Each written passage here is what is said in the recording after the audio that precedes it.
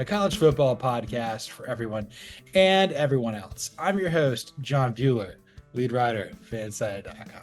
I'm joined today by a man who single-handedly brought sexy back, who isn't going to cry me a river anymore because, I mean, what goes around comes around. Cody Williams, content director, fansided.com. You're all I've ever wanted, you're all I've ever needed, and I'm glad you're back. I'm back on the show. How are you? It's like I'm a mirror. Ooh, ooh. Doing good, man. Happy to have you back. Solo pods are fun, but it's definitely a more fun show when we're together. Oh yeah, definitely. Cody did a great job on Monday with the post NFL draft show while I was in Phoenix doing things that the Phoenicians do, and still on PTO for a little bit, going on about 2.5 hours of sleep. Got into Atlanta at the bright and early at 5:30 this morning. Ooh, baby. Yes, sir. So I'm gonna try not to swear, but this podcast is gonna be absolutely cooked. Did about as much prep for this one as Tony Romo, but because it's the first day of May, we're gonna do in sync. That's right, baby. And then the next week, we're doing super bad because that's like as far out as also for Cody's birthday. And I'll throw it out there. The next one would be what, May 15th, Yeah. 5/15. Let's do the hill. Let's do that. But hell yeah, I'm here for it. Yeah. We're Who are you? are you? And we obviously false started here. We won't get fooled again. We're gonna start with our first and 15 with some I'm trying Jennifer. Bill Belichick has a girlfriend who apparently hates CBS. It's spelled Jordan very Gen Z. Let's do with that. Oh yeah, 100%. It's the worst way to spell Jordan. And I've been pretty optimistic, I think, about the Bill Belichick thing. I'm growing less optimistic, Bueller. Not only is the CBS interview where she was apparently just in the corner controlling the entire thing until they asked how they met, until in which case she stormed out. But then she's apparently, there was a report yesterday that she was integral in making sure that UNC did not get the Hard Knocks show. Like like basically the way this is framed, she's the reason that it happened. And so like, man, I don't like, it feels like she is a puppet master pulling the strings right now, and I'm not a huge fan of that, frankly. And I don't like being reminded of 28-3, especially by somebody who couldn't drive a car legal at that point when it happened. So Right. I don't need to be reminded of one of the worst nights of my life. Also, my football team did a thing. We'll talk about that here in a Yeah, little they bit. did. The thing I kept going back to while watching this in real time, I'm like trying to figure out how we're going to put together this wackadoo episode of a show. And I'm like, oh, I guess Cody's going through some level of embarrassment that I am right now. So it's going to be great. But Yep. the thing is, so he's sitting there at CVS and he's got a holy Navy sweatshirt on, which I don't think it's a Jumpman school. But like, I'm like, you can't be wearing a Navy midshipman stuff if you're coaching North Carolina Tar Heels. I think that's like, you can't do it. You you can't do it. Also, just throwing this out here, if you're 72 years old, maybe don't wear holy clothes. Like that's the other fashion statement that I would probably push back against. It's just it feels like it's hard. I don't want to say it's manipulative not necessarily just because like I mean, if you're a 72-year-old man and a 24-year-old wants to date you, like if I was a 72-year-old man, I'd probably have a hard time not, running away from that as well. You know what I mean? Like, I think that's understandable, but it definitely seems like this is not a healthy relationship with how this is being No. handled right now, which I'm not. And like, in terms of my football program that I'm a fan of, that doesn't really bode well for it, I don't think. Like, it truly, like, it feels like once a day we get like some sort of email or some sort of report where it's like, well, that's a little weird. And it's got Jordan's name all over it. I learned what Bill Lattes was, so that's the thing. That's right. You bring up a good point. Like we've already kind of seen the fallout of this uh what reality show. That was what the end of the Cole Smith show, basically growing up. Yeah, exactly. uh Trim spot, baby. That's right. You definitely we're of a certain generation. We all watched it at some point. We all watched that show. Oh, 100%. We all had to. Like, we didn't have the abundant streaming options at once upon a time.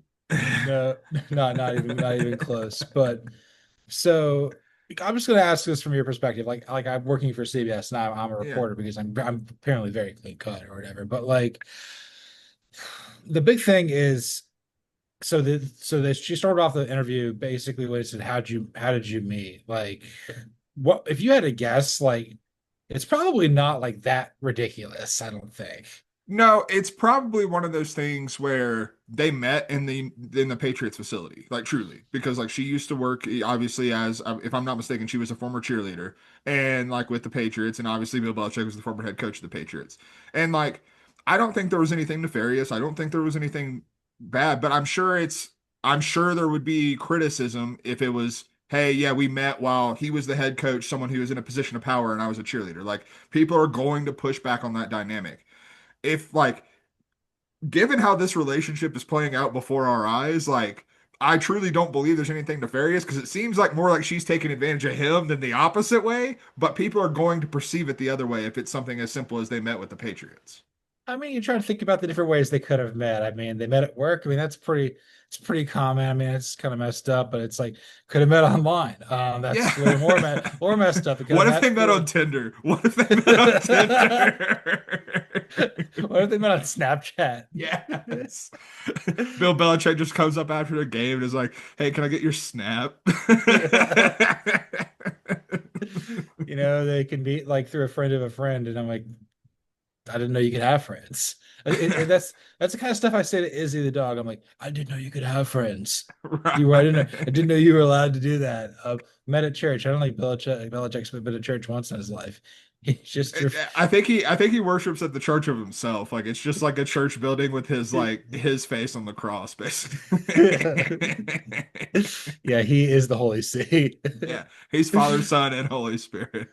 We'll get to this more with some local scouting report later, but I'm flying back from Phoenix this morning, night, whatever, a few hours ago, and definitely saw like some archbishop was like had their special cover over their suitcase, and it was a very interesting uh what I can't not graph, what's it called, like a emblem on it. It's like Oh, okay.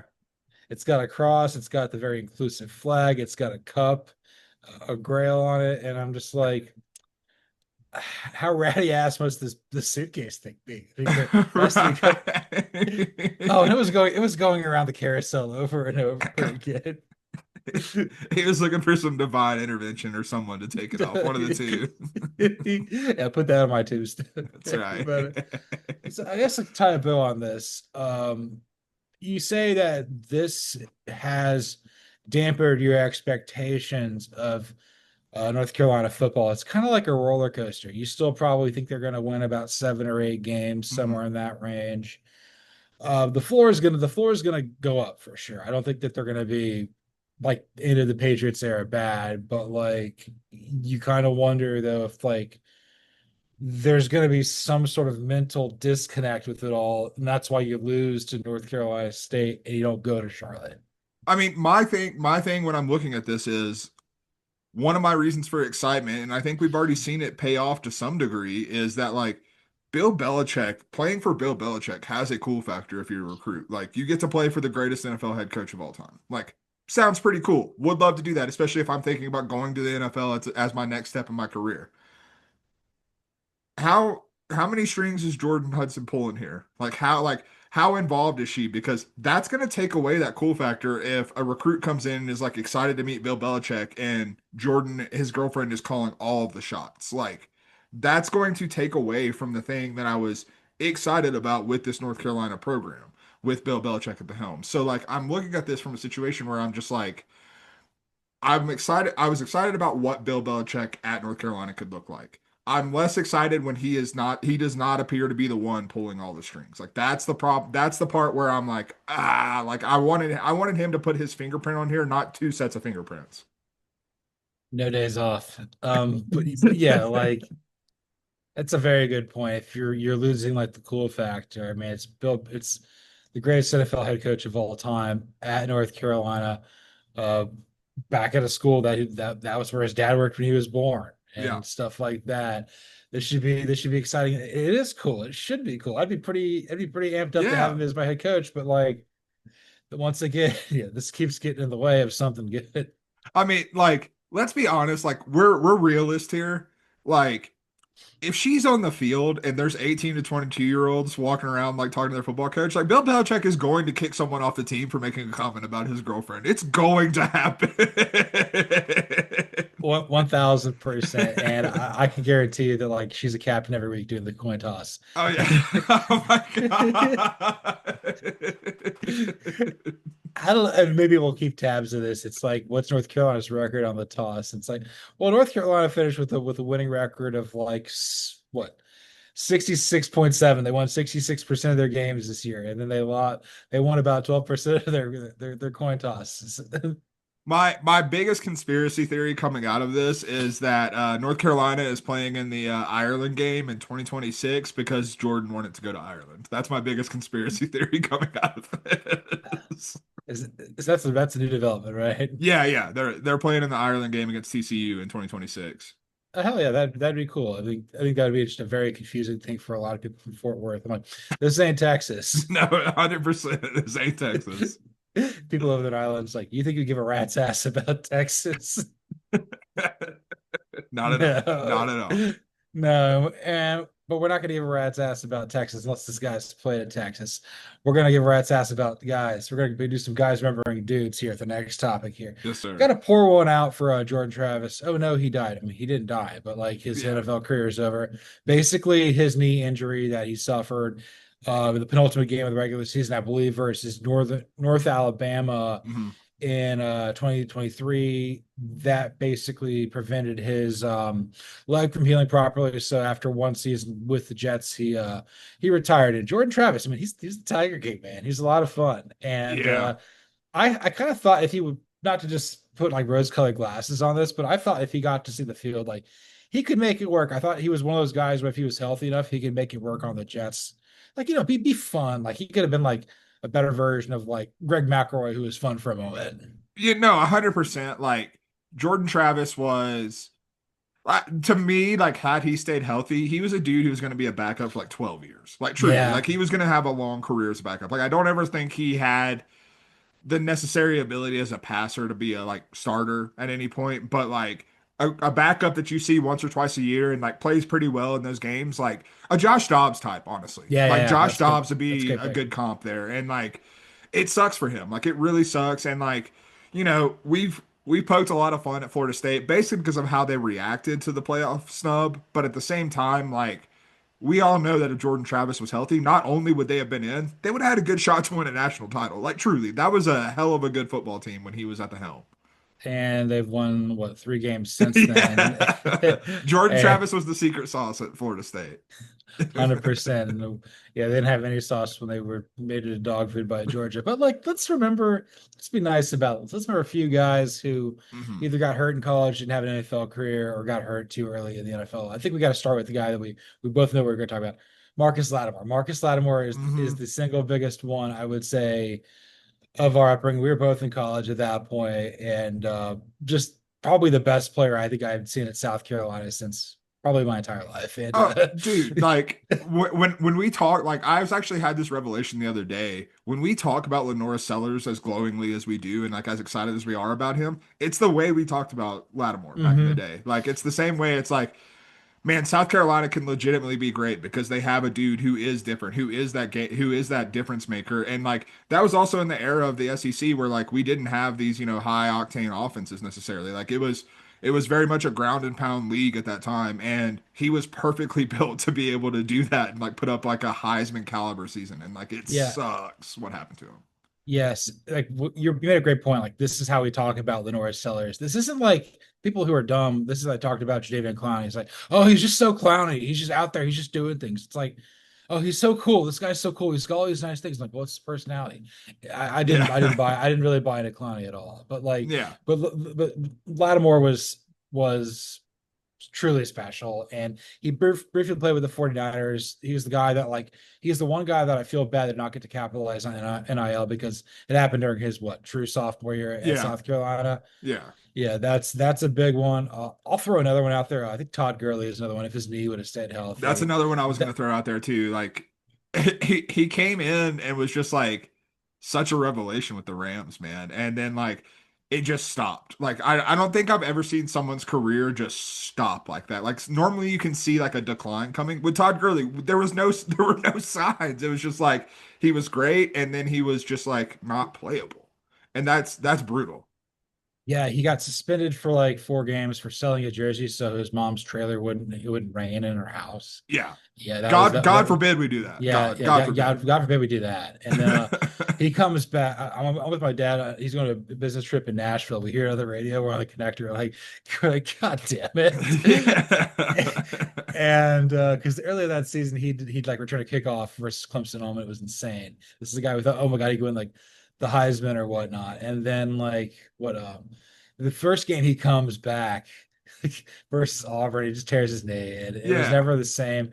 Briefly finished with my Falcons in 2020. He's out of football by the time he was 26, but this was probably like one of my favorite players at Georgia when I was an undergrad because his first year there was my last semester there. So Yeah. yeah, very very soft spot for Todd Gurley. Again, another it's amazing. His career was over before Tyler Shucks began. Wild to consider, just wild to consider. And I mean, like, he was also in that run where like Georgia running backs kept getting hurt because like right after Yeah, him, Nick Chubb like had that horrific knee injury on the sideline against Tennessee. I burned into my memory. We'll never forget it. It was terrible to watch. But another guy I wanted to remember, another horrible knee injury, very similar to Jordan Travis, Mackenzie Milton. yeah, Um, the dude was so much fun. Like people, when people look back on that UCF team, I don't think they like. I feel like Mackenzie Milton, because he dissipated into like thin air because of the knee injury, like I feel like he gets forgotten in what he meant to that and how damn fun he was to watch in that run. yeah. Like what people forget is he paved the pathway for Dylan Gabriel. Like Yeah, absolutely. they're high school friends. They're both from like Hawaii. They make their way to UCF of all places.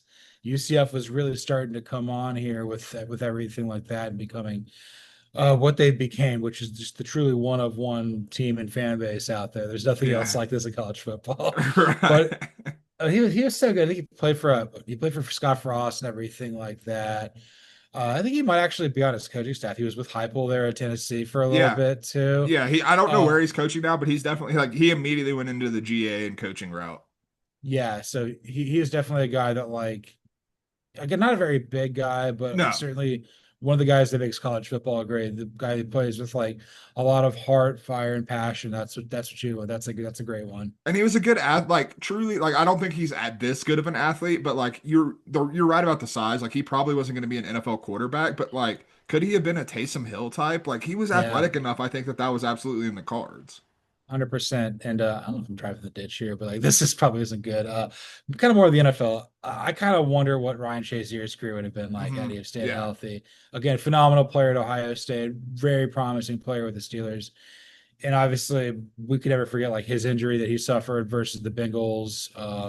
Thank God he can walk and live his best Yeah. life now. But I don't even think he made it through his first contract with No, the I think Steelers. it was in the last year of his rookie deal, if I'm not Yeah, mistaken. yeah. But the thing that I go back to is like there's really two players that like the Steelers have not been the same since they left. It's Hines Ward was the most precipitous drop off by far. I mean, that's why Yeah. he's behind me. Go dogs. And I kind of feel that like Shazier had some of that leadership quality Mm. that Hines Ward had on the offensive side of the ball. The Steelers just don't have it. They haven't won a No. playoff game in almost a decade. They're just wasting everybody's time. And I kind of feel like this is a player that like if Shazier would have been there, it wouldn't have put so much more on TJ Watt's play and maybe Cameron Hayward. Maybe Cameron Hayward's not meant to do this. Like Hmm. this was a guy that like would have been like the quiet leader that I felt that this team could have used. And I don't know. I feel like this is a guy that like I feel like he deserved to play in the NFL for 10 years Yeah. and be a multi-time Pro Bowler. It just didn't happen. No, 100%. And I mean, he was well on his way. Like his first few years in the league, he was damn good, man. And you're right. Like he quickly became like almost stepped into like kind of the shoes for like the Troy Polamalu type on the defensive side of the ball, like just kind of like that tone setter.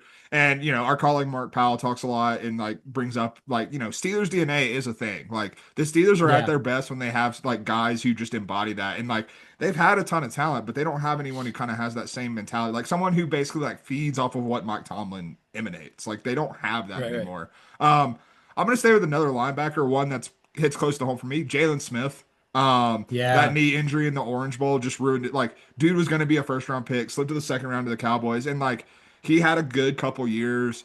Jerry used him as leverage in Ezekiel Elliott conversations to sign an extension, but like he just wasn't the same. Like he was never the same. He couldn't move the same way that he could prior to the injury. Just absolutely right. And like a real shame because like that dude was going to be like a multi-time all like truly like a Roquan Smith type of player at the NFL level had that not happened.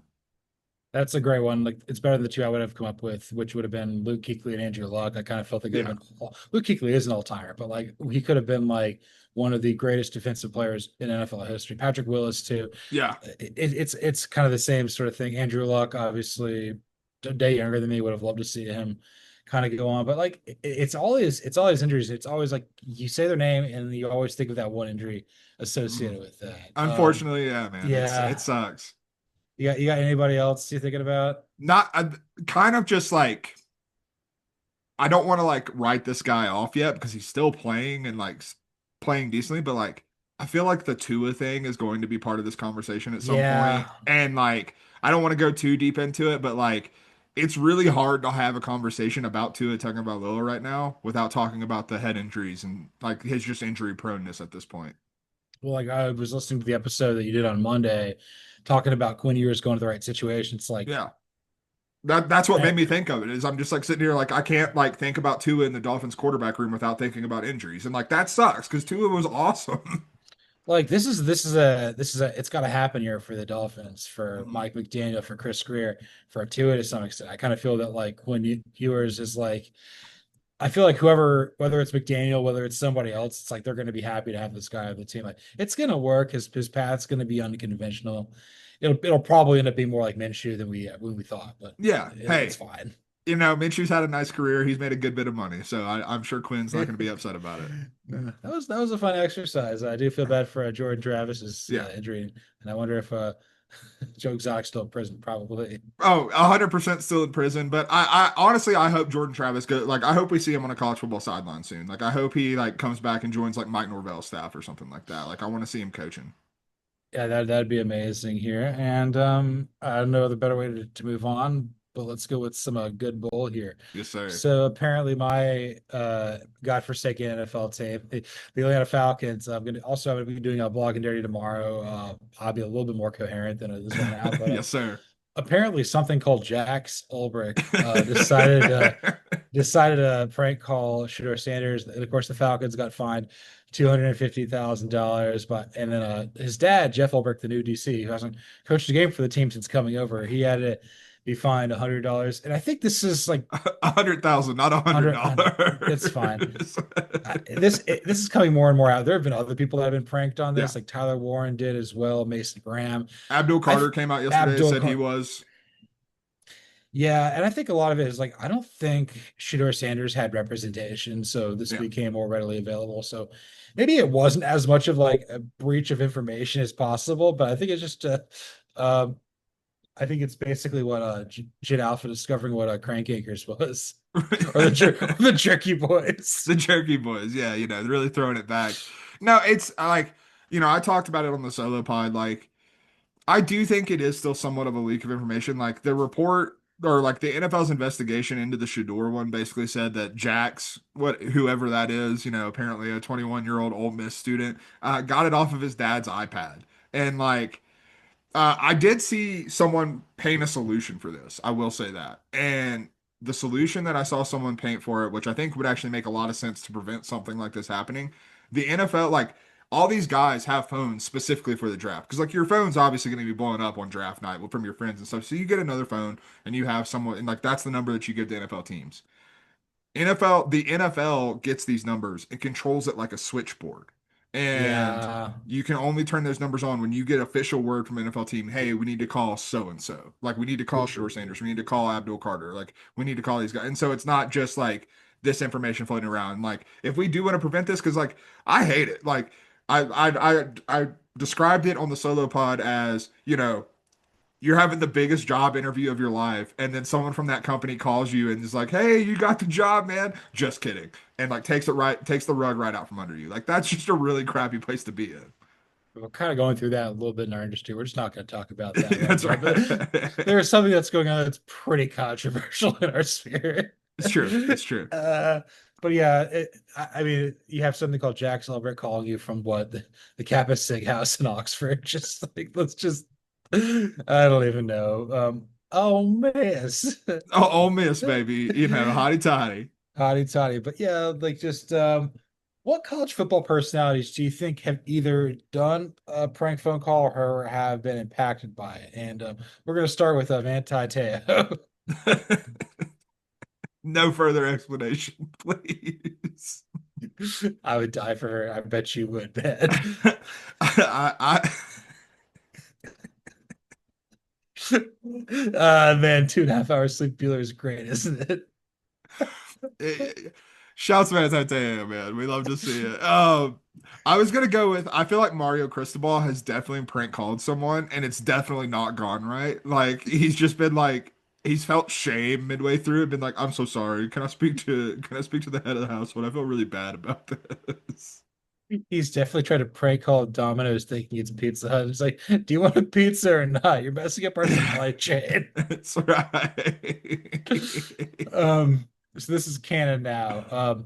This is basically the origin story of Gus Malzahn. So Yeah. somebody called him in Arkansas growing up in the 80s and they asked him like, "Is your refrigerator running?" And he's like, "Well, we better go catch it." He's like, "Let's go, boys! Let's go get that refrigerator. Let's go, boys. Let's break it down.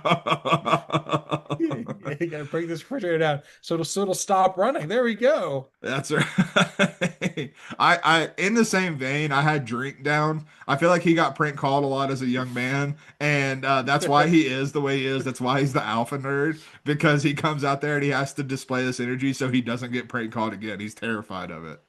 I'm gonna also throw Carson back in there. Every phone call he's ever had, he's chooses a prank phone call. He gets prank Snapchat quite a bit too, I hear. His grandma wishes him happy birthday, and he's like, "Who are you?" I don't have this number. Who is this? If you're my grandmother, you would know what I would call it when I call you. It's something that I can't say in public. Oh yeah. Urban Meyer has for sure prank called dozens of people in his day, guaranteed. I like there's nothing I'm more sure of than Urban Meyer like really getting a kick out of a prank call. And the guy who taught him how to prank call, that'd be a Lou Holtz. Lou Holtz, oh yeah. Ryan Day prank calls Lou Holtz for sure. It's a vicious cycle. It's just they're prank calling each other. No wonder why they can't beat Michigan. That's right. Uh, Kalen DeBoer had not been prank called until he got to Tuscaloosa. Now that's all he gets is nothing but prank calls. Can you believe these warranties? I can That's get it. He thinks fishing's fishing. that's right. He's like, oh yeah, I'm an Alabama guy. I love going fishing with a PH, baby. Trey Anastasio, eat your heart out. But yeah, that's uh trying to think like if there's any situation in college football that was basically a result of a prank call. Why is it Jeremy Sprinkle stealing stuff from Belk? Yeah. He got prank called and told he was on like a game show, like Supermarket Sweep or something. But at Belk. Let's go, boys. Let's break it down. You know who I did think of that I think is probably immune to the prank call is Joey McGuire. Because Yeah. when you shake that many babies and kiss that many hands, man, like you know when the BS is coming because you're the BS master. So you get like one prank call and you're like, nope, done with that. Joey McGuire's immune to it, guaranteed. This won't make local scouting report, but I did experience the exact opposite of an Irish goodbye at a wedding. It's like you haven't met somebody, but you're wishing them goodbye. And it was Yeah. it was it was very awkward. Oh God. Yeah, the stage five clinger. I don't even know if it's stage five. Because I haven't met you, we're still you know that we're leaving. And it's like, yeah, we're never gonna see you again. But okay, bye. It's great to meet you. Appreciate it. Uh, it's basically how Jim Harbaugh leaves every party. Where's my goodie bag? When we were in Phoenix for the fan-sided meetup out there, that was basically my interaction with Braulio, our boy who's been on this program. But like, it's the first time I'd gotten to meet Braulio in person, and it lasted like 20 minutes, and then he had to go to bed. That happens. That's the first time that Kurt mentioning in the Chicago office way back in the day. Yes. Oh, it's nice to meet you. I have to catch my flight in 2 hours. Okay, bye. Okay, great to meet you, man. You want to go to this Portillo's place? I heard it's crazy. And I'm like, yeah, but I gotta work. I'll see you later, man. I'll see. He needed the Portillo's before he went back to the frozen tundra of Michigan. Speaking of somebody else who absolutely hates getting prank phone called, Brian Kelly. Oh God, like livid, like calling the cops for sure. I, I don't think anybody gets more mad about it than he does. No, God, like yeah, he's got to be number one. Like I can't like irrational anger, I think is the best way to describe it. And I bet Lane Kiffin's really good at prank phone calling people. Oh God, yeah, 100%. And also like probably really like Lane Kiffin is the type of guy who like just takes up a bunch of a telemarketer's time for no reason just because he thinks it's funny. Like he gets a telemarketer call and he stays on the phone for like 45 minutes. Oh my God. Like, let's say, for example, there was going to be some sort of like meeting thing, like, I don't know, it's something for the Magnolia Bowl, the Ole Miss LSU. It's like, well, yeah, Lane Kiffin's like, yeah, meet me here at the 15th green at 9 o'clock. That's right. I'll never forget this because story time. I'm in seventh grade. There's a kid on my baseball team. He finished drinking coffee.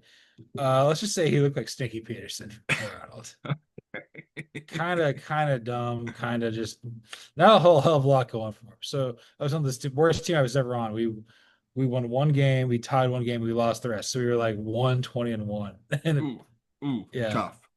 Well, I had a bat lead off because nobody else knew what they were doing. So Hell yeah.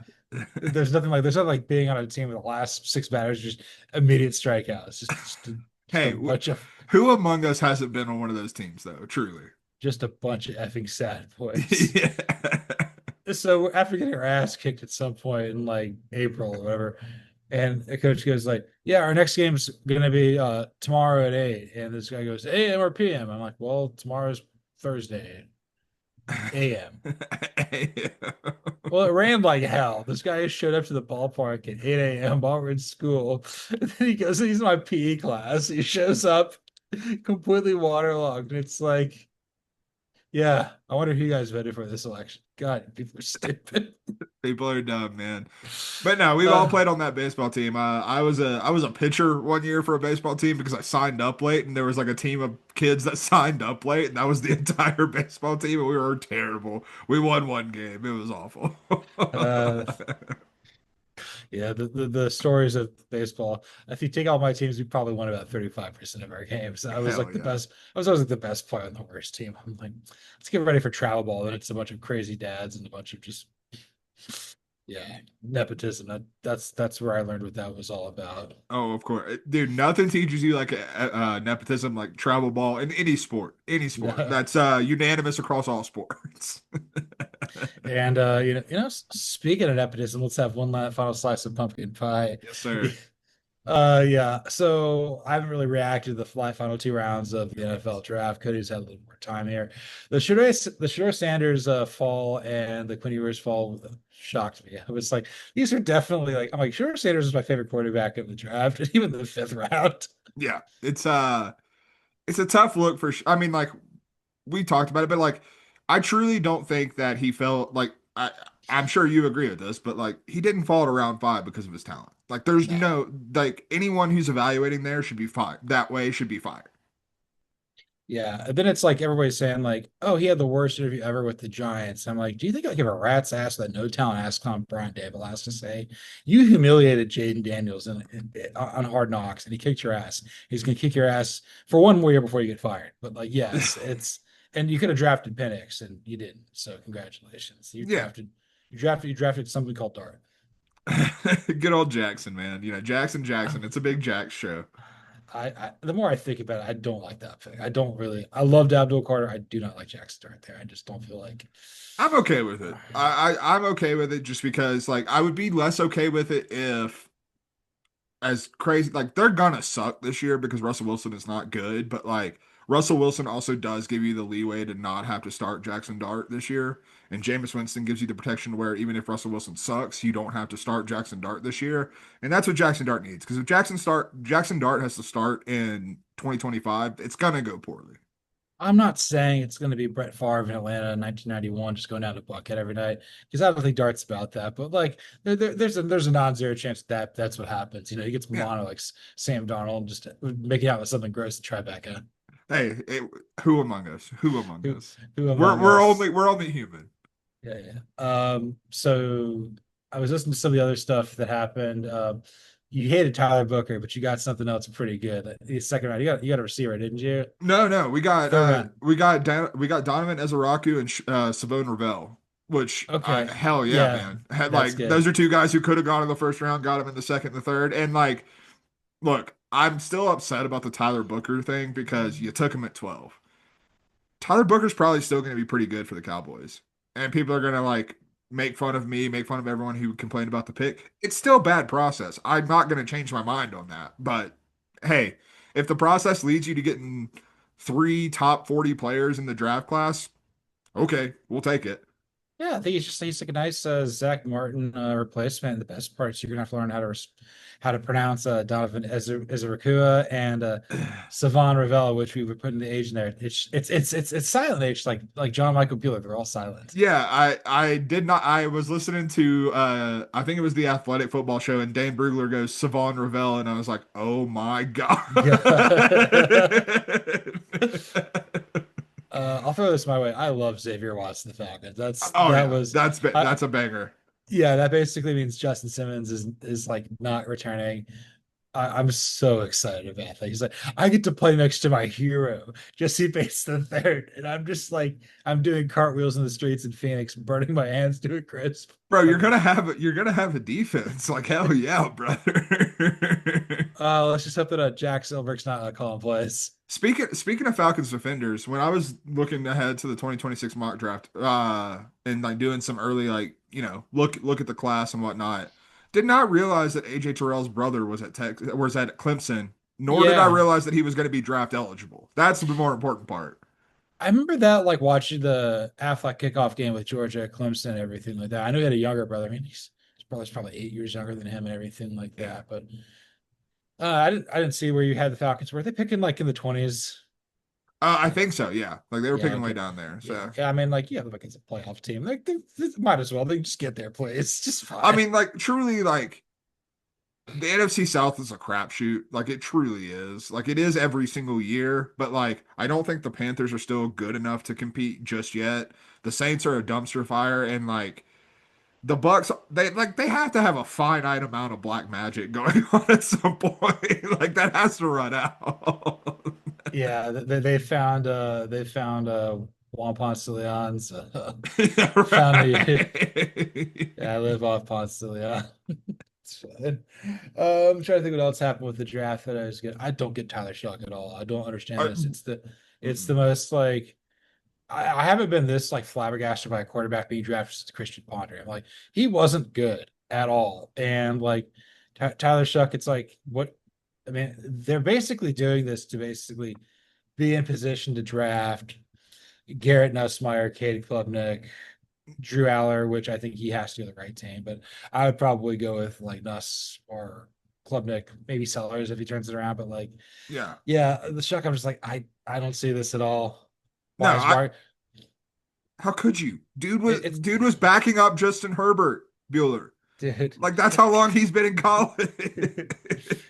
It's like that friend you have that like makes more money than you, and you're like, I don't understand how or why this is happening. Yeah. It's like I think you take naps under your desk at work. It's like you're a terrible like work at home employee, but like apparently they get people like that the money and Tyler Shuck money. Apparently, I don't understand that. And like I said it on the solo pod, but like he got drafted because he like, kudos to him, good decision, but he got drafted because he got to play a year with Jeff Brom. Like that's what happened, truly. 100%. I know you mentioned Cam Scatabo is now on the Giants. It I, hurts, but man, I, it's gonna be fun. It's gonna be fun. it's gonna be fun. The best part is like somebody else is gonna be coaching him in here. It's gonna be great. Yeah, right, exactly. Yeah, that ball's out of control. Brian Table doesn't know what he's doing. I was so high on him, and then like, he went to the Giants and just like it's destroying him. Yeah, it's tearing him. It's tearing up his heart. You know. 100%. But I'm trying to think if there's anything else that I had that was substantial from the draft. A lot of Georgia players take it again. This is a down year for the program. I think it just says like anybody's like, oh, they got to stop with the car racing, got to stop with everything. It's like they're producing talent. I Yeah. mean, Kirby's going to probably win another two national championships before he's done. I don't know if it's going to be back to back, but like I feel very confident that like we have a lot of talent there. Ohio State got a lot of people drafted too. Like it's not going to be. I'm not going to repeat this year, but like Ryan Day is going to win about two more before he's done Oh for yeah, sure. 100%. Like I think the gates are just opening for Ryan Day at this point. And like the gates been open for Kirby and like they're gonna be a national championship contender as long as he's there. Because I mean like you look at some of the guys who were drafted and like some of them drafted highly, like Jared Wilson goes in the third round, 1 year starter at center for Georgia. Yeah, But like is just such a physical freak that everyone's like, yeah, we haven't seen a whole hell of a lot of tape, but man, this kid can move and like we want to get him. And then like someone like I believe it was the fifth round, if I'm not mistaken, but like Warren Brinson, who like yeah. was a rotational player at best, but like you look at what he's capable of at his size, and it's like, yeah, we're gonna bank on that because good Lord. Dan Jackson, who wasn't good enough to have a scholarship initially, wasn't good enough to go to the combine. Probably one of the most important players in this run, the guy who blocked the punt versus Arkansas Yeah. back in 21. Like, okay, we're going to win a national Which is championship. funny because Dan Jackson sounds like an Arkansas player. Like truly. I know it's like bumper pool, man. He was Yeah, exactly. Dan Jackson. But yeah, he's gonna be good. I had like one more thing to flush out. I guess it's kind of got to do with the Steelers quarterback situation. It seems like that's the most likely place for Cousins to go if it does happen because it's Yeah. it's Will Howard, and I was like, well, what I was saying is like anybody that's taken before Quinn Ewers or like that's a threat. Yeah. But so many people are taking before him. Like Dylan Gabriel's not a threat. Tyler Shuck's absolutely not a threat. Riley Leonard's not a threat. Like you got to No. have enough. It's like, okay, what are the Steelers doing? I don't know what they're doing. So I with Will Howard, if you're gonna sign Rodgers, if you're gonna sign or trade for Cousins, like if you're gonna do either of those two things, which good Lord, they better, because otherwise you're staring down the barrel of Mason Rudolph and Will Howard. But like whoever they sign, like Will Howard to me is a younger, potentially better version of Mason Rudolph. And like they've obviously felt confident in him as a backup for a very long time. And so whatever happens this season, you go next year, you try to get yourself an actual quarterback of the future. I don't think that's Will Howard, but like I do think Will Howard can be like the Mason Rudolph of the future. I mean, he played so well down the stretch in the Mhm. playoff, and that wasn't a fluke. Like this is Yeah. more than a Cardell Jones. Like this is gonna work. I think this is a good spot for him. Obviously, if Arthur Smith's squinting through his eyes, he's like, "Is that Ryan Tannehill?" Yeah, if I squint real hard and like close one eye, it really does look like a little bit of Tannehill out there. And when I squint through one eye and I look through this good eye, I think I'm on Mars when I'm in Phoenix. Yeah, we're gonna move on to some local scouting Yes, report. sir. Obviously, I've been in Phoenix for the last 5 days. A lot of stuff to talk about. I'll let you go first because, or you want me to go first? You want me to You go you first? you get us started, and then I'll round this out here. The zonies were zoning, man. Like I was starting to realize this now. I'm like, Phoenix is the West Coast version of Jacksonville. So like basically like at the good place, it's like yeah, there's a lot of it. Lovely people, fantastic time there. Saw went to the Braves game, saw Eugenio Suarez Oh, you were at performance that is still game? and lost. Yeah, man. Oh yeah, you were pitching that game. He kept eating your lunch. What was that like? You kept hanging the curveball wasn't breaking for you apparently. No, I mean, hey, look, I pitched well against everyone not named Eugenio Suarez. Like, allowed 7 hits, 4 of them went to went to Suarez, and they were hit over the fence. Okay, okay, we'll start there. So we go to the game. We're meeting up with the Arizona State podcast, sister, brother-in-law, and brother, and we're gonna get some food, and we need to go get some food. And Four Peaks Brewing is a very popular Yeah. brewery down there in Arizona. So we try to go to the location where this is. Like, okay, like section 139, this is fine. We end up walking all the way around the entire stadium, going by the main entrance, and we go there, and her brother's like, I want the hot and honey chicken fries. So we go there. They didn't have enough fries, so we had to sit there and wait for like 10 minutes for him to get his stuff. So I didn't even get this. I got like a patty melt and a hot dog and a There we beer, and go. I'm just like, what are we doing? I hate myself. But and I'm like, I bet if we kept going, like we'll be right by our section. It was like three away from where we were going the other direction. So close. So close. So close yet so far. But the biggest one I've got though is this. So I had to go to In-N-Out. Had to go to In-N-Out. We go there one day. We park in there. We're inside. But okay, there's like you get the two spaces. Like you pull forward, so it looks like you back in. Also, people are backing their car in all the time now. It's ridiculous.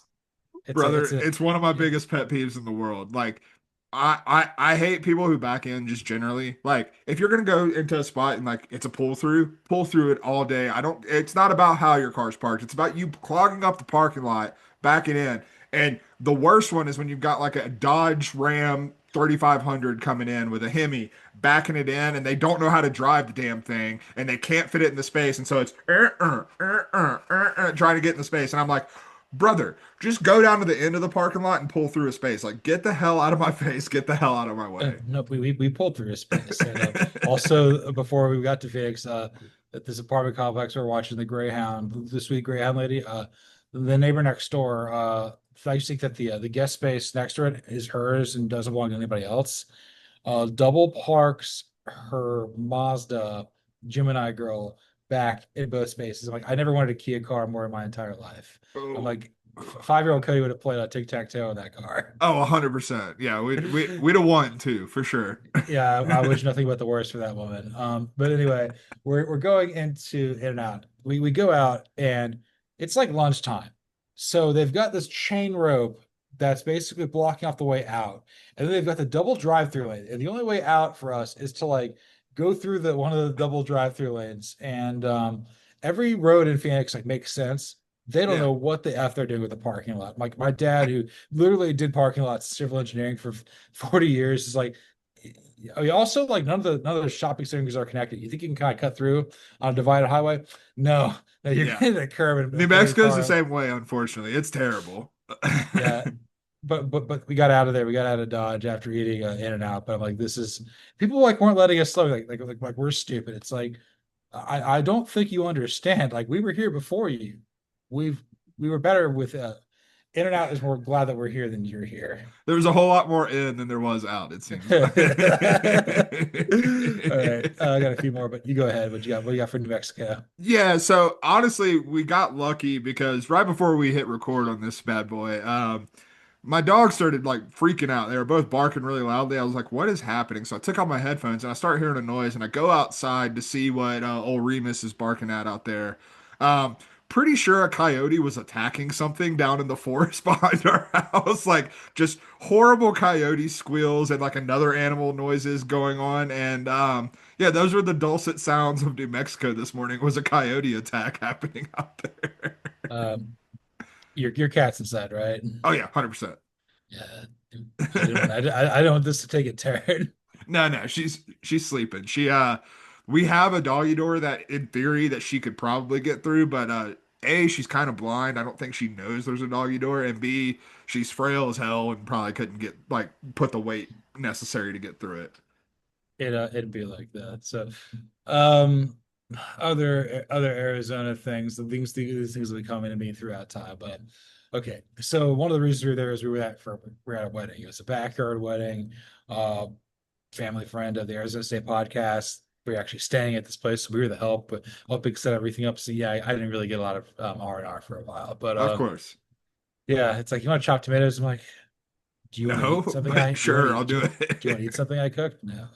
Uh, so it was a very chill low wedding. And also I'm gonna say this, like I've been to some of the most extravagant weddings, and I've been to some really low key ones. For the most part, this is one of the better ones I've been to. I feel Oh like yeah. the food was good, the vibes were good. They had a margarita machine. Like one of the biggest fallacies in terms of weddings is that, big weddings are more of a party. It's not the case. Big weddings No, are intimidating. Big weddings are more buttoned up because like there's so many people there. When you get like 100 and smaller, like honestly, that's like the perfect range, 100 people and smaller, because you're limiting the people to your close friends, the people you actually want there as the people getting married. But on top of that, like you're like those 100 people or fewer that are there are a little more uninhibited. Like they're a little like more inclined to let loose and have fun and like dance and like actually have a good time at the wedding. And so like if advice to any people out there who are getting married, like keep it small. I know it's hard to cut people off the guest list, but keep it small. means a lot. Yeah, there's other things out there. Like I think the big things I've learned with all these weddings is like number one, feed your people. Yeah. Number Oh two, don't God, yes. number two, don't talk. Like don't do you do maybe three speeches if that, or don't talk. If you And want another pro tip, I've got it because the number one with the bullet is it's an open bar the whole time. Don't oh listen to yeah, people. Yeah, yeah. But yeah, in terms of don't. speeches, do them at the rehearsal dinner. Yes, It's the move because yeah. no one like 9 times out of 10, the speeches at the wedding are not going to be that good. Like, unless you know a public speaker or someone who's good at this, like, you're like, it's probably not going to be the best speech you ever Oh, and then heard. it's like the not best speech ever is basically going on with like what like a 15th of or like 5% of whatever is going to be at your wedding anyway. So like Yeah, there you go. 100%. Okay, so the two things. So the margarita machine, we were getting lit. Yeah, It was good. The vibes were going. DJ Flawless was playing. It was a vibe. there it is. Great tacos and everything like that. The wedding dress was it was cute, but it was more it had a lot of glitter. It could have been used in a quince. Okay, okay. So, I'm here so for it then. that was the vibe. So yeah, the next couple of days, like just glitters everywhere. Like hey, glitter on my face. Gonna get dinner. I'm like, there's probably glitter on me now still for just being in there. Yeah. Um, so the margarita machine's going. We're all feeling having a good time. We got time to toss the bouquet. So there's about like a 12 thing from like a 12-foot range from like the edge of the pool. There's a pool in the backyard because it's Phoenix. Okay. One person did Gotta fall have a in. gotta have a pool. Yeah, one person fell in. She was completely blackout. But Did like, did she make it out alive after she fell in? That's the most important yeah, part. she didn't really want to touch. Like, I'm just gonna air dry off. I'm like, this is kind of one of those. She was that person at the wedding. So, they go to toss the bouquet. It goes in the roof of the house, and then the cousin of the groom essentially got like a pool cleaner, like and just knocked it off the roof, and Rosemary caught it. So Hell there we yeah. go. Still counts. Still And counts. I'm like, if they would have thrown it again, it would have gone to the pool. There would have been like Oh yeah. four drenched girls in this pool. Oh my God, that's incredible. Oh man. On the dance floor earlier on six plays, just like the Keith. Let's finish with some in sync because it's Yes. gonna be May. It's gonna be May. Hey, this is gonna be so much fun. I can't wait for this. We're gonna go with one of my favorite ones of them. It's tearing up my heart when I'm with you. Who is that, Cody? Brother, that's Lincoln Riley in the USC fan base, tearing up my heart that they're with him, man. Like it got like if you look at the tenor of USC fans talking about Lincoln Riley now, like it the first even with the, high expectations when he came in and he didn't necessarily meet them immediately, like there was still hope because Lincoln Riley had the track record that he has. At this point, it's like, man, I hope this doesn't go even more south. Like it is a very tough scene right now in USC. I don't have Lincoln Riley on here, but that makes a lot of sense. It's a very tough scene there in Coral Gables because it's tearing my heart when I'm with you, when I'm not. Between Carson Beck and Hannah Cabinet, she just ripped him the other day, and it was just like, yeah, he's a loser, and everyone hates him. I'm like, well, why'd you date him? It's like, I'm insecure about how I look. Maybe I don't know. It's incredible. And to prevent overlap, our boy Antonio Banderas. So this is his banger. It's Oh yeah. um, yeah, we kind of drove this in the ditch with Spring Break with Antonio. Let's just say we got canceled there at the end, and Of course. and he's out there gallivanting somewhere, and yeah, the Dan Lanning thing did not work out very good, and No, damn, it never would, never will. he's banned from Oregon for life. I mean, I'm sure we'll try to sneak back in, but yes, that's true. So it's like, you go to Washington, you get your visor, you hang out with Jedd Fish. We'll see you. We'll see you coming up this fall. Yeah, That's Antonio right. Banderas. Let's go with what's the next one on here? Let's go with bye bye bye.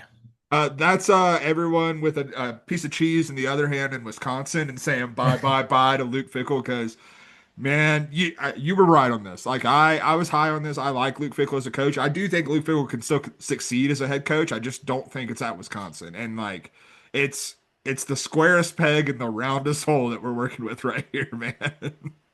This cheese is a wedge, which is a triangle, and then there's holes in it because it's Swiss cheese. Whatever. That's It's right. yeah, it's not gonna work. And then I'm gonna say bye bye bye to Kalen DeBoer. I'm kind of thinking this isn't gonna work. Yeah, unfortunately, I think you're probably right. And then on that note, I'm like, why did I have this next one? Oh, with Kalen DeBoer and Mike Norvell, it's bye bye bye out. Bye bye bye. I like it. I like it. uh, and the reason we did it today, for instance, sake, it's gonna be me or it's gonna be May. Who's that? That's Jordan Hudson at the University of North Carolina. You think it's gonna be Bill Belichick? No, sir. It's gonna be Jordan out there. uh, every little thing I do never seems enough for you. You don't want to lose it again because I'm not like them. Uh, that's tattooed on Ryan Day's chest. Oh yeah. Unless they're playing Michigan, in which case he's gonna try to do exactly what they do. And it's the same thing that's going on there in Stillwater with Mike Gundy, and they ask himself who's going to be coaching the Pokes 26. It's like it's going to be me, Mike Gundy. Absolutely. What member of Instinct do you think Mike Gundy relates to the most? Chris Kirkpatrick probably. I think that's the one that's got to be. He's like, that guy's got yard in his hair. He's crazy. Yeah, 100%. He asked his barber if he can do that for sure. I've always related to JC Chazé. That was my guy. Oh yeah, 100%. Yeah, I'm not saying you were a Joey Fat one, but I am what I am, it's Lance Bass. What a character. what a guy. What a guy. And then obviously JT. Just what a guy. Let me be clear, like when I hear Lance Bass, all I think of is Tropic Thunder. Like that's the Yes. only thing I could think of. He's dating Al Pacino. That's right. Alpha.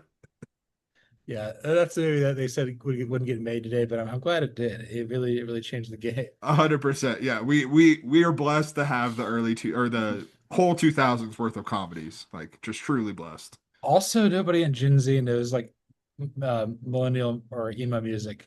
We had three bangers in a row. We had Mr. Brightside, Sugar Going Down, and I Write Sins Not Tragedies, and we're all just vibing. Oh And yes. everyone's over there is like, "What are you doing?" And I'm like, "You were probably conceived of this. How about you shut up?" Speaking of emo songs, do want to plug fansided.com. Thomas Carinante came over and wrote which emo song best represents your MLB team, which is just a Okay. phenomenal piece of work. And I would say the Atlanta Braves is definitely the only difference between martyrdom and suicide is press coverage. Yeah, right. It's the Brian Snicker anthem, baby. He's old school. He does the analytics. That's right. And your Boston Red Sox, that would be thanks for the memories. Oh No. yeah, absolutely. Jesus. So heaven knows I'm miserable now. That's That's more right. it doesn't matter. It doesn't matter what this is. Let's go to Dirt Pop Pop. I don't have any like humorous lyrical tie-ins here. This just feels like a song Drew Aller listens to before a game. Like it really just does with the carrot top haircut. Like it just feels like this is what he's banging before a game to get ready. He was conceived of the song. Oh my God. I think it's gonna be one of the best ones out there. Dare to pop. Dirty pop. Dare to pop. And it's like, why you always gotta try to classify the type of things to do. It's all about respect, not the cars I drive. That's Steve Sarkeesian. Oh yeah, 100%. The car is he and the Texas Longhorns drive. and the guy who is dancing to this on a lazy Susan and grinding up on a player, that's Brian Clay. Yeah, it is. He's probably their horrible manager from like their first thing. Like it's like it's not Lou Pearlman. It's not the act. It's not Ron Perlman. Maybe it's Lou Pearlman. It's some guy who basically was like the first album. It's like, yeah, this guy was a terrible person in Orlando. Like the Nevin Shapiro of Orlando. The Nevin Brian Kidd. Shapiro of Orlando. uh, Oh my God. that's gonna be me. God must spend a little more time on you. The soft one. Dude, this is Smokey. This is Coach Sig, baby.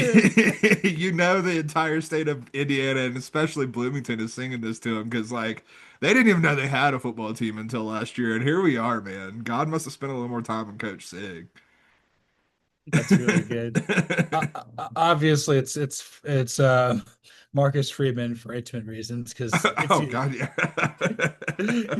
he's so handsome and he's so charming. He's basically with like he's Jimmy Garoppolo with just a lot better of a personality. 100%. And Philip Rivers 2.0, baby. yeah, Philip Rivers listens to songs. Oh, Jesus, it's not really. No, not at all. It's not about. Oh yeah, I saw this. We're at a Winco, which is essentially like a combination between you know what Winco is, right? Oh yeah, 100%. Bendo First time, Winco. first time going there. Not gonna go back because you have to pay with cash or debit, and I'm like, we don't do that in this relationship. We're not doing this. We're not doing this. Put that on the MX. Going around the dairy section, there's a 60-year-old man with a sleeveless Creed 2009 tour with like tribal armband tattoos that don't really line up and stuff. Ponytail, and I'm like, this is a vibe. And I go up to the Arizona State podcast, like, did you see this? And she's like, just put it out there, man. Man, Creed and Daughtry, I think, are playing together in Albuquerque this fall, and very heavily trying to convince the NC State podcast for us to go to that. We turned on the car radio, and like I swear, like every other time it was Daughtry. Look, the Southwest loves some Daughtry. I don't know what to tell you. It's not over. And another guy the guy who has been told his whole life that God must have spent a little more time on him. That's Brian Ferentz. Oh yeah, 100%. You know, gotta make the special boy feel special, man. Amen, brother. And then let's finish with the first song by them I really liked. I was little. I Want You Back. I took this as literally as possible. Scott Frost, baby. They want him back, and yeah, they want him back. And you know, probably not gonna work out well, but hey, maybe it does. But they want to like truly the UCF fan base seems like legitimately hyped that Scott Frost is back. Because I mean, if you're talking about the glory days, it was Scott Frost at UCF. Yeah. You put that gold star in your first there, bud. But yeah, I'm right there with you with like the same sort of trope. So I've got Oklahoma saying that to Josh Heupel. It's like, so tell me what to do now. That's right. And the best one ever is besides Mike Gundy singing this to Gator. Of course, of course. That would be Auburn singing it to Gus Malzahn. You're all I ever wanted. You're all I ever needed. So tell me what to do now. I want you back. Let's go, boys. Honestly, you can put any of these or most of these, I should say, for Mike Gundy singing to Gator. Like he for sure sings "Dirty Pop." Gator calls him Pop. Yeah, "Dirty Pop." Dirty Pop. This was episode 171 of Fall Start. You can follow me, John Buhler, on Twitter or the X at Buhler118. You can follow Cody Williams at the Sizzle20. You can follow the show at CFB Fall Start. Like, rate, listen, subscribe, review on Apple, Spotify, YouTube, anywhere there's podcasts. Give us a 5-star review, and you can wave it like this, like bye, bye, bye. Come on. Yeah, that's Dirty Pop. Dirty Pop. That's in your head. That's stuck in your head now forever. Oh, brother, I'm just gonna like message you like at least twice today. Just be nerd pop. Why are you trying to classify the type of things we do? Put that in my review. That's what you put down for a minute. Be like, that's pretty insightful there, Cody. Like, I'm literally just quoting an NSYNC song. It's fine. That'd be a good bit. Just using like reviews to put in sync lyrics. Yeah. Oh my God. Just NSYNC lyrics. Also, like, you type it out there and like it puts the asterisk in front of it too, which is really Oh yeah, creepy. 100%. Oh man, but yeah, give us a 5-star review on Apple, Spotify, YouTube. We're growing the show. We're picking up subscribers and everything like that. I appreciate you guys following along with the draft coverage of it all. But yeah, like I said, on we have a Cinco de Mayo episode. I don't know, or Cinco de Cuatro. Get ready for the blowback, y'all. May's coming up at Cody's. Cody's going to be, I think, exiting his Jesus years. This is going to be really good for that. We'll Yeah, definitely talk about that in connection with Superbad. entering my David Ortiz year. I can't complain. Yeah, your Herschel Walker, for better or worse, I guess, or Bo Jackson. My knees feel like Herschel Walker's at this point. That's for sure. uh, my body feels like Bo Jackson's. My head feels like Herschel Walker's, and this is false start.